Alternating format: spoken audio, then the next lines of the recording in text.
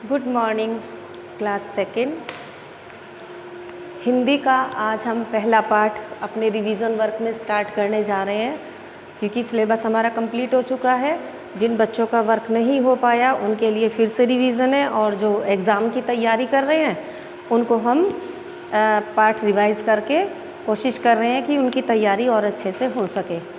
पाठ नंबर 1, देश हमारा सबसे प्यारा। अपने देश के बारे में यहाँ पर बात कर रहे हैं बच्चों के द्वारा, या कवि जो बताना चाह रहा है अपनी भावनाएं अपने देश के बारे में, हमारा देश कैसा है और यहाँ की क्या क्या विशेषताएं हैं। इस कविता में यही बताने की कोशिश की गई है। देश हमारा सबसे प्यारा, प्यारा हिंदुस्तान। हमारा देश सबसे प्यारा है, सबसे न्यारा, न्यारा मीन्स अनोखा, सबसे अलग। हमारा देश सबसे प्यारा है, सबसे अलग है। हमारा देश, हमारा प्यारा हिंदुस्तान है। हिंदुस्तान किसको कहते हैं? भारत का ही एक नाम हिंदुस्तान भी है। भारत को ही हिंदुस्तान के नाम से जाना जाता है। जैसे एक बच्चे के 2 नाम हो जाते हैं ना, कोई गोलू कहता है, कोई मोलू कहता है, कोई सोनू कहता है, और जबकि स्कूल में जब हम जाते हैं वहाँ कुछ और ही नाम लिखाया जाता है ना।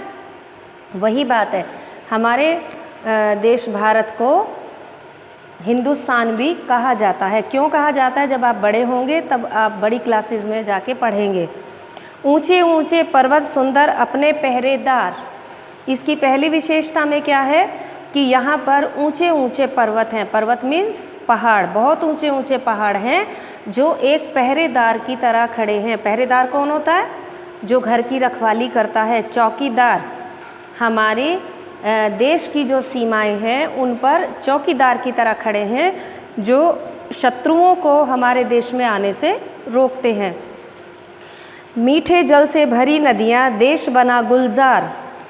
मीठे जल से भरी नदियाँ, यहाँ पर बहुत सारी नदियाँ बहती हैं जिनमें शीतल और मीठा जल, मीठा ये नहीं उसमें चीनी घुली हुई है, मीठा यानी मृदुल जल है, पीने योग्य है। ऐसा पानी उन नदियों में बहता है। और देश बना गुलजार। गुलजार यानी गुलशन, बगीचा, हरा भरा। हमारा देश उनकी वजह से हरा भरा बना हुआ है। क्यों? क्योंकि नदियों के पानी से सिंचाई की जाती है, खेती की जाती है, और उसकी वजह से हमारे देश में अन्न धन की कोई कमी नहीं रहती। हमारे बाग बगीचे हरे भरे रहते हैं। किसकी वजह से? नदियों की वजह से। झरने गाते गीत मनोहर, सुंदर मीठी तान। झरने, नदी और झरने में अंतर होता है।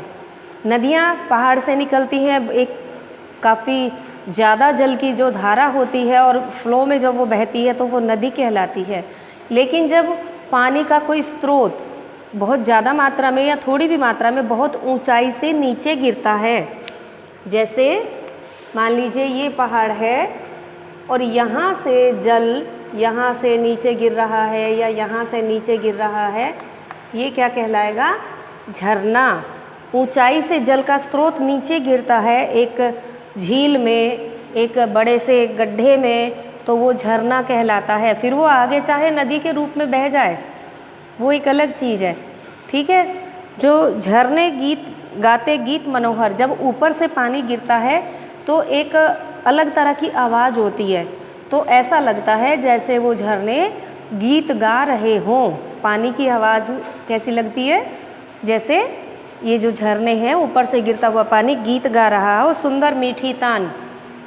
और उनकी आवाज़ ऐसे लगती है जैसे किसी गीत की बड़ी मधुर तान होती है, लय होती है एक मीठी, ऐसे लगता है वो एक मीठी लय में गीत गा रहे हैं।